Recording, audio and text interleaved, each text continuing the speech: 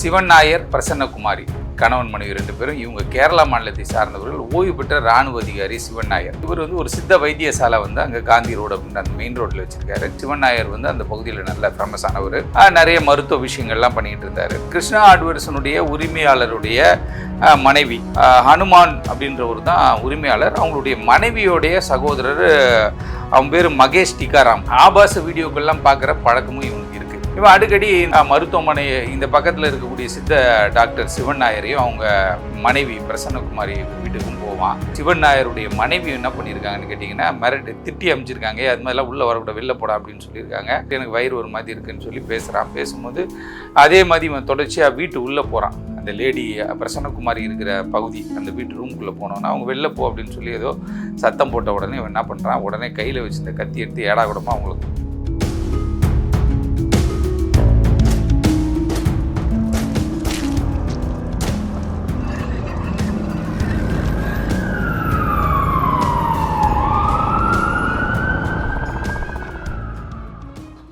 வக்கீல் வாய்ஸ் நேயர்களுக்கு வணக்கம். இன்றைக்கி ஒரு அதிர்ச்சி சம்பவத்தை பற்றி நம்ம தெரிஞ்சுக்க போகிறோம்.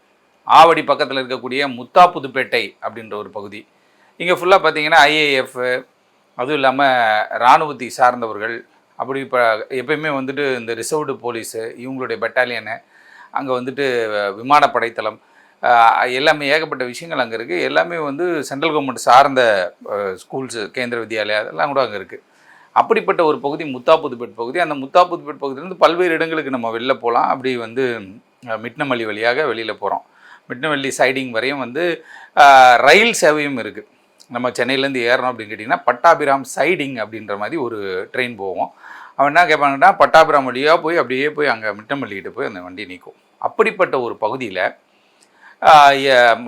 ஒரு பெரிய அசம்பாவிதம் கடந்த வாரம் நடந்துச்சு. என்னடா அது அப்படின்னு பார்த்தோம்னா, சிவன் நாயர் மற்றும் பிரசன்னகுமாரி கணவன் மனைவி 2 பேரும். இவங்க கேரளா மாநிலத்தை சார்ந்தவர்கள். ஓய்வு பெற்ற இராணுவ அதிகாரி சிவன் நாயர்.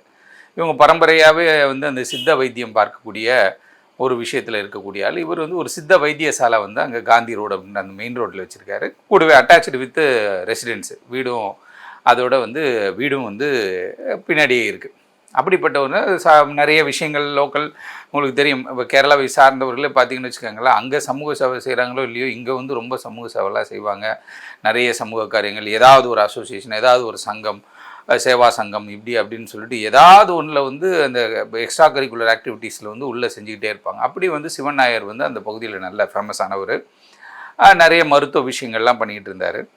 இந்த சூழலில் சிவன் நாயர் அந்த பக்கத்துலேயே லோக்கலில் ஒரு ஹார்ட்வேர்ஸு, அந்த ஹார்ட்வேர்ஸ் பேர் என்னன்னு கேட்டிங்கன்னா கிருஷ்ணா ஹார்ட்வேர்ஸ்ன்னு சொல்லிட்டு, அந்த கிருஷ்ணா ஹார்ட்வேர்ஸினுடைய உரிமையாளருடைய மனைவி, அந்த உரிமையாளர் கிருஷ்ணா ஹார்ட்வேர்ஸ் உரிமையாளர் பார்த்திங்க அப்படின்னு கேட்டிங்கன்னா ஒரு ஹனுமன் அப்படின்னு சொல்லிட்டு, ஹனுமான் அப்படின்றவர் தான் உரிமையாளர். அவங்களுடைய மனைவியோடைய சகோதரர், அவங்க பேர் மகேஷ் டிகாராம் அப்படின்ட்டு. இவனுங்கெல்லாம் நார்த்துலேருந்து வந்தவனுங்க. இவனுங்க இங்கே ஹார்ட்வேர்ஸ் வைக்கிறது, கடையை போடுறது, வியாபாரத்தை பார்க்குறது, இப்படி தான் வேலையை ஆரம்பிப்பாங்க ஆரம்பத்தில். அப்படி இந்த மகேஷ் டிகாராம் அவங்க மாமா அக்கா கணவருடைய கடையில் வேலைக்கு சேரும்போது பக்கத்துலேயே இவங்க இருக்காங்கன்றதுனால இவனுக்கு வயிற்று கோளாறு, வயிற்றில் ஏதோ ஒரு சின்ன பிரச்சனைகள் இருக்குது, இன்டைஜஷன், அதாவது அஜீரண கோளாறுனால ஒரு சின்ன சிக்கல் இருக்குது இந்த மகேஷ் டிகாராமுக்கு. இவன் அடிக்கடி இந்த மருத்துவமனை இந்த பக்கத்தில் இருக்கக்கூடிய சித்த டாக்டர் சிவன் நாயரையும் அவங்க மனைவி பிரசன்னகுமாரி வீட்டுக்கும் போவான். போயிட்டு பக்கத்துலேயே ஹார்ட்வேர்ஸ் இல்லையா, லோக்கலில் தெரிஞ்ச ஆளுன்றதுனால அவனை அலோவ் பண்ணுவாங்க. அவன் பாப்பான்ட்டு ட்ரீட்மெண்ட் கொடுப்பான், காசு கொடுக்க மாட்டான். சரி ஹார்ட்வேர்ஸ் தானே இருக்கு விட்றா அப்படின்னு சொல்லிட்டு விட்டுருவாங்க. இப்படி போகின்ற பொழுது இவனுக்கு இந்த ஆபாச வீடியோக்கள்லாம் பார்க்குற பழக்கமும் இவனுக்கு இருக்குது. அப்படி இருக்கும்பொழுது இவன் கடையில், அவங்க மாமா கடையில், அவங்க அக்கா வீட்டுக்காரரான ஹனுமான் கடையிலேயே நம்ம கிருஷ்ணா ஹார்ட்வேர்ஸில் வேலை செய்யும் போதே கூட அவன் அங்கே வேலை செய்த பெண்கள்கிட்ட தவறாக நடந்தான்னு சொல்லிட்டு ஒரு சில சண்டை எல்லாம் நடந்திருக்கு. அதுக்கப்புறம் தான் தெரிய வருது. ஆனால் இந்த மகேஷ் டிகாராம் என்ன பண்ணுறான் அப்படின்னு கேட்டால், அவங்க அக்கா கணவர், அந்த கிருஷ்ணா ஹார்ட்வேர்ஸோட உரிமையாளர் ஹனுமன் இறந்து போயிடுறாரு. இறந்து போன பிறகு அவங்க அக்கா இன்னொரு திருமணம் பண்ணிவிட்டு அவங்க இங்கேயோ சிட்டிக்குள்ளே எங்கேயோ வந்துடுறாங்க. இவனுக்கு வேலை வெட்டி இல்லாமல் அப்படி போயிடுச்சு. அதுவும் இல்லாமல் கையில் வருமானத்துக்கு காசு இல்லைன்னும் போது அடிக்கடி வந்து என்ன பண்ணுறது, பழக்கப்பட்டவங்கன்னு சொல்லிட்டு சிவன் நாயர் அவர்கிட்ட வந்து காசை கேட்குறது, 300 கொடு 200 கொடுன்னுலாம் கேட்டுக்கிட்டு சுற்றிட்டு கிடப்பான். மருத்துவமனைக்கு வந்தாலும் அந்த கிளினிக்கு வந்தால் கூட அவன் என்ன பண்ணுறதுன்னு கேட்டால் நேராக வீட்டு உள்ளே போகிறது அப்படின்ற சேஷ்டெல்லாம் பண்ணிகிட்டு இருந்திருக்கான். பண்ணிகிட்டு இருக்கும்போது இவங்க நிறைய முறை வந்து நம்ம சிவன் நாயருடைய மனைவி என்ன பண்ணியிருக்காங்கன்னு கேட்டிங்கன்னா, திட்டி அமைச்சிருக்காங்க. அது மாதிரிலாம் உள்ளே வரக்கூடாது, வெளில போடா அப்படின்னு சொல்லியிருக்காங்க. ஒரு சில நேரத்தில் கேட்டு போயிடுவான். இது மாதிரி தான் இவன் என்ன பண்ணியிருக்கான், கடந்த வாரம் அவங்க வீட்டுக்கு வந்திருக்கும் போது இவன் என்ன பண்ணுறான்னு கேட்டால், அவங்க 28ஆம் தேதி, அதாவது ஏப்ரல் 28 ஞாயிற்றுக்கிழமை வந்து சிகிச்சைக்காக வீட்டுக்கு போகிறான். அவன் போயிட்டு எனக்கு வயிறு ஒரு மாதிரி இருக்குதுன்னு சொல்லி பேசுகிறான். பேசும்போது அதே மாதிரி இவன் தொடர்ச்சியாக வீட்டு உள்ளே போகிறான். அந்த லேடி பிரசன்னகுமாரி இருக்கிற பகுதி, அந்த வீட்டு ரூமுக்குள்ளே போனோன்னா அவங்க வெளில போ அப்படின்னு சொல்லி ஏதோ சத்தம் போட்ட உடனே இவன் என்ன பண்ணுறான், உடனே கையில் வச்சு இந்த கத்தி எடுத்து ஏடாகுடமாக அவங்கள குத்துறாங்க. குத்த உடனே நிலை குலைந்து குடல் சரிந்து அவங்க கீழே விழுந்துடுறாங்க. அதை பார்த்த உடனே இவர் ஓடுறாரு. இதெல்லாம் அட்டாச்சாக வீடுங்க இருக்கக்கூடிய பகுதி தான். பட் ஆனால் இவங்க கொஞ்சம் வயசானவன்றதுனால இவங்க கத்தினது என்னவோ வெளில தெரியல. அடுத்து சிவன் நாயர் போகிறார். சிவன் நாயரையும் அப்படியே குத்திடுறான். கத்தியில் குத்தி அவரையும் அங்கே கொன்னுடுறான். கொண்டுட்ட பிறகு இவன் என்ன பண்ணான்னு கேட்டால், இவனுடைய செல்ஃபோன் அங்கேயே விழுந்துருது. பதட்டத்தில் இவன் என்ன பண்ணுறான்னு கேட்டால், ஆனால் அதே விசாரிக்கக்கூடிய ஒரு விஷயம் தான், பைக் டாக்ஸியில் கிளம்பி போயிட்டான்றாங்க. அப்போ பைக் டாக்ஸிக்கு எந்த வண்டியில் எந்த மொபைலில் அவன் போட்டிருப்பான்னு தெரில. அங்கே ஒரு ஃபோன் கிடந்தது. அந்த ஃபோனை எடுத்து பார்க்கும்போது அது மகேஷ் டிகாராம்ன்ற ஃபோனு தெரிஞ்சது. ஒரு சில மணி நேரங்களில், ஒரு 7-8 மணி நேரங்களில் இவன் தான் அக்யூஸ்ன்றதை ஃப்ரேம் பண்ணிடுறாங்க போலீஸு. இன்ஸ்பெக்டர் ஜெகநாதனும் சொல்லியிருக்காரு, இதற்கு பின்னாடி என்ன நடக்குதுன்றது இனிமேல் தான் விசாரணையில் தெரியும், நாங்கள் காவல் எடுத்து விசாரிப்போன்ற மாதிரி சொல்லியிருக்காரு.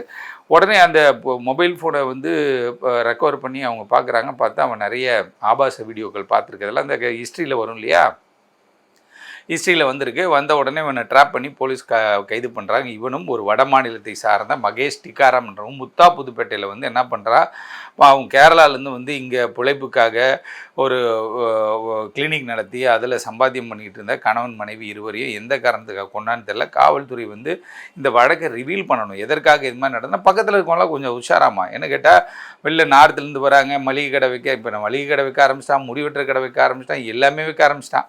இன்றைக்கி நான் வந்து குஜராத்தில் பல்வேறு இடங்களுக்கு போயிருக்கேன். ஆனால் அங்கெல்லாம் எங்கேயும் ஒருத்தவங்க கூட தமிழனை நான் பார்க்கலைங்க, எந்த ஒரு இடத்துலையும். ஆனால் இன்றைக்கி வந்து பார்த்திங்கன்னா, நம்ம அலுவலகம் இருக்கிற பகுதியிலே முடிவெட்டுறதெல்லாம் கூட அவனுக்கு தமிழே தெரியல, எப்படி தான் வந்தானே தெரில, எவ்வளோ காசு கேட்கணுன்னு கூட அவனுக்கு தெரியல. பட் ஆனால் அவன் வந்து ஒரு முடிவெட்டுற கடை வச்சுருக்கான். அப்படிப்பட்ட ஒரு சூழல் இன்றைக்கி நிலவிட்டுருக்கு. அப்படியே நிர்பந்தப்படுத்தி உள்ளே வந்துட்டாங்க. எல்லாமே நெருக்கி நெருக்கி நெருக்கி கிட்ட வந்துட்டான். இப்போ பாருங்கள், அக்கம் பக்கத்துலேயே தெரியல. இவன் ஒரு லோக்கலாகவே வந்து ஒரு ஹார்ட்வேர்ஸ்லேருந்து வந்து போகிற பையன் தானே, அடிக்கடி வந்து போகிற பையனை விட்டாங்க. ஆனால் அவன் வந்து என்ன பண்ணான், பைக் டாக்ஸியை பிடிச்சி அவன் திரும்பி கிளம்பி போன மாதிரி வந்து சொல்கிறாங்க. இருந்தாலும் காவல்துறை வந்து இந்த கொடூர கொலை வந்து உடனே அவசர கதியில் வந்து இந்த வழக்கை, ஒருத்தர் கிளினிக் போகிறாருப்பா, அப்போ தான் அவருக்கே தெரியுது. ஒரு 7:30 மணி 8 மணி போனோன்னே 2 பேர் பணமாக கிடக்குறாங்கன்னும் போது அவர் தான் வந்து வெளியில் காவல்துறைக்கு இந்த தகவலை தெரிவிக்கிறாரு. காவல்துறை துரிதமாக நடவடிக்கை எடுத்து இந்த மகேஷ் டிகாராம் என்கின்ற கல்பிரிட்டை வந்து அரெஸ்ட் பண்ணுறாங்க. அரெஸ்ட் பண்ணி அவன்கிட்ட விசாரணை நடந்துட்டு போது, இப்போ நான் ஏற்கனவே சொன்னது போல் வட மாநிலத்திலேருந்து வந்த ஒரு கொலைகாரன் தான் இவன், ஒரு சைக்கோ. இப்போ வந்து இங்கே யாரும் நம்ம லோக்கல் ஆளுங்க இந்த சம்பவத்தில் ஈடுபடலை. லோக்கல் ஆளுங்களை இப்போ எல்லாமே அடுங்கி நொடுங்கி போய் ஒரு ஓரமாக இருக்காங்க. ஆனால் இது மாதிரி வெளிலேருந்து வந்தாங்க, தொடர்ச்சியாக கொலைகளையும் கொள்ளைகளையும் அரங்கேற்றி கொண்டிருக்கிறார்கள். இது வந்து எதற்காக பண்ணா ஏன்னு கேட்டால், அந்தம்மா பிரசன்னா குமாரியோட கழுத்தில் நகையெல்லாம் கூட அப்படி தான் கிடந்துச்சு. அப்போ இதில் என்ன மோட்டிவ் இருக்குது, இந்த இந்த இந்த கொலைக்கு பின்னணி என்ன என்பதை வந்து காவல்துறையினர் விசாரித்து கொண்டிருக்கிறார்கள். மிக விரைவில் இந்த வழக்குக்கான மர்ம முடிச்சுகள் அவிழும். மிக விரைவில் இன்னொரு வழக்கை பற்றி நாம் சந்திப்போம். நன்றி, வணக்கம்.